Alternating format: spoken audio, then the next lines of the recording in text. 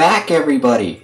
And we are still back in the throne room with our 5 people standing waiting to go into the throne room. It says, and you don't have to have the ceremony for it. We'll be getting in a few moments. Let us all report to the throne room now. I have some kind of weird accent with him. I have no idea what his accent is. Probably German? Not German. Not even close. I am. What are you people and what do you want with me? Say I am nuclear recruits who have just come back from the mission, my liege. You are meant to do this promotion ceremony now. I am? Right. Let me see if I can remember how it goes. Loyal servants of Gosnor, protectors of peace, savers of cats, sprinklers of flowers that look a bit thirsty, breathers of airs, eaters of... What? Oh, yeah, get on with it. Right. I can't actually remember the proper speech, but that's not important anyway. I don't want to thank you all by reciting some memorized piece of ancient tradition at you. Oh no, it's a tad meaningless in my opinion. Instead, I'd rather thank you all personally for the tremendous work you've done. Well done, all of you. Thank you. I am very pleased to promote you all to the status of the Royal Guard of Gosnor. Protectors of peace, savers of cats, sprinklers on flowers that look a little bit thirsty, eaters of... And I hope that you'll wear the title well and defend the innocent from malevolent, with a heart driven by pure intentions rather than hate or vengeance or jealousy or grudges. Now that you are all royal guards, you will receive missions on a regular basis, whether you will tell of evil in lands near or far. So always be on your guard and in peak physical condition, ready for combat at any time. Until the first mission announced, which is probably wander the castle. You'll all be free to wander the castle and do as you please. With reason, of course. You will be informed when duty calls and your skills are needed. Now, new guards, you are dismissed. Wow, it's really hard to believe that we're now royal guards, eh, Mardek? Just one step closer to becoming the mighty heroes Social Fox was. It's so exciting. I'm just glad to know we'll be defending the people of Gosnor. No, of Belfan from the blight of evil. Isn't it a great feeling to know that you're making a difference in the world and making people you don't know and will probably never meet incredibly happy? Yes! That's why me and Mardek want to be like Social Fox. He lived for that sort of thing. So noble. But now he's gone. Just like Steel. Oh, God. That's still bothering you? You can't honestly say you miss him, can you? Are you going to say that you loved him deep down or something like that? Even though he treated you like filth or an object all the time and had no respect or concern for anyone at all besides himself? No, that's not it. The guy was an egotistical brute, that was for sure. But I killed him. I killed a man. It's just bothersome, that's all. I mean, it's one thing to kill those faceless, nameless bandits who I didn't know. They were just the same as monsters or targets, I suppose. But Steel, I knew him. It's just weird to know that everything that he was, insufferable as it was, is just gone now. Thanks to me. I killed him. Robbed him of everything he had. I suppose I just never really thought about the effects of killing someone too much until this. It affects everything they know. I mean, what if those bandits had families, wives and little children that they never be able to return home to because they died by our hands? I'm having trouble dealing with that. I hate to say this, but you should just not think about it. We're royal guards now, so we'll be doing a lot of killing in the name of justice in the line of our duty. So if we think about it too much, you'll be a hindrance to the ranks, and you'll break down on the battlefield and be no use to anyone. Justice? Is it justice, though? What's justice? Just an opinion, really. I mean, those bandits, they could have been doing what they thought was right, which was what was just in their eyes. It's just that their opinions conflicted with ours, so there's bloodshed. Is it ever necessary? See, that's what I think Steele's lack of mercy was unforgivable. We defeated that bandit chief. and we could have left it at that. We could have taught him a lesson without killing him. Maybe he could have changed and caused others to change too, but Steele wouldn't have that. He just wanted to kill things. Even so, is it right to force our views on everyone? Why did that bandit need to be stopped? Because we wanted him to be? It's pretty obvious when things are right or wrong sometimes. You can argue that good and evil is just even two different sides of the same generic gold piece, which is true in a way. But there's such a thing as a definite evil.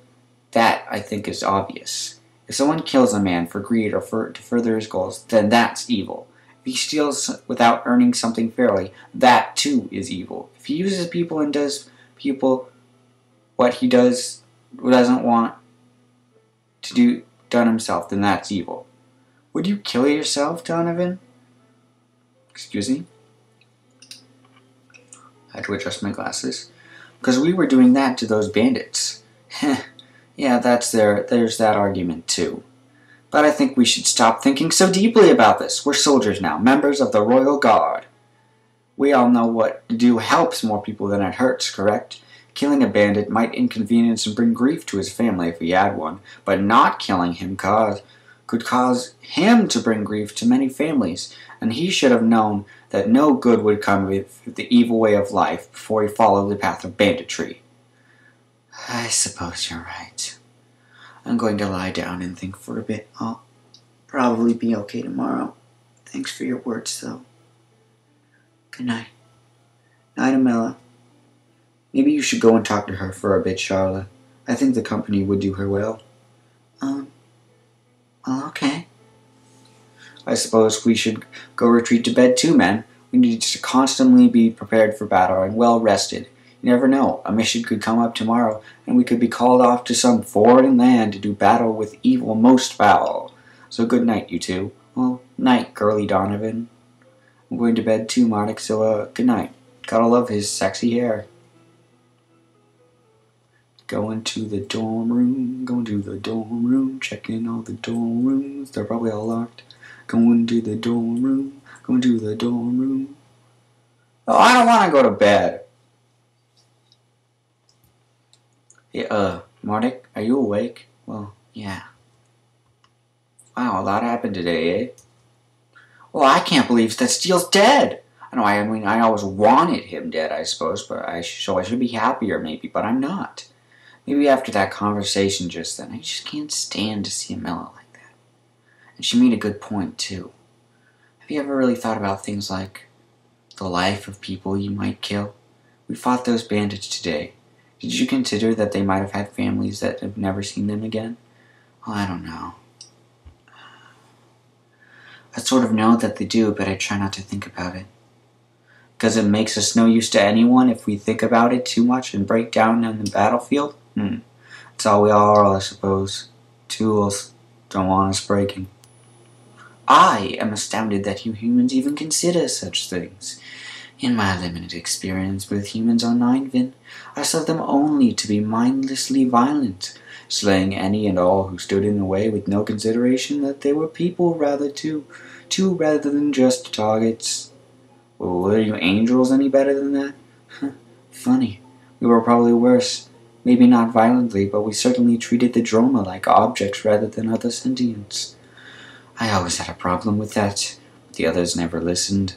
And now, after that crystal arrived.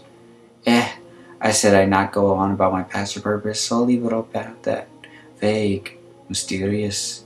Don't ask any further, please. But I must bring something up. And Dugan speaks! What is it? Sounds urgent. It might be, but I'm not sure. Since I melded with Mardek, my innate powers have sort of been on the fritz. I've not been detecting things I should, and detecting other things that turn out to be nothing. But when we were exploring those mines, I got this overwhelming feeling that I can't ignore. I could be wrong, and I hope I am, but I think there's another of my race, another angel, is here on this world now. Well, that's good. You can have a chat about old times together, and he can maybe take you home. I doubt that greatly. You see, I've sort of refrained from telling you this before, because it might frighten you and make you edgy, but, well, I'm not exactly liked by the others of my kind. Well, what do you mean? I mean, if that other is here, chances are he's after me. He's looking for me. Yes, probably. To destroy me. Ah, see, this is why I didn't mention anything before. I don't know if you'll be able to detect me, though. I can only pick up his vague magical signature, but I can't say where he is. And like I said before, I could be completely wrong, and I could have detected a monster or something. That mine was full of magical crystals. Maybe that had something to do with it. Actually, you're right. That seems reasonable, because I can't feel it anymore. I could in there, and that must have been it. The magical crystals, yes. So, it'd be best if you didn't think too much about what I've just said. The chances of them finding me here, of all places, are pretty low anyway, and they've probably assumed I'm dead by now since it's been so long. So please don't worry about it. Well, okay. We should go to sleep now, Mardek. It'll probably be a big day tomorrow. And the big end of this LP will be soon. Well, okay, night-night. And that is the end of this LP. We will go to the save crystal and save it. Then we will go to our next mission. From the strange accented jockeys. Oh, well, he's not jockeys, he's jock. And I hate when it does this.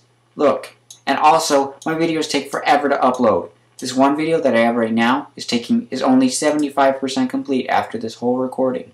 Well, I'll see you guys later. Tally-ho and stuff.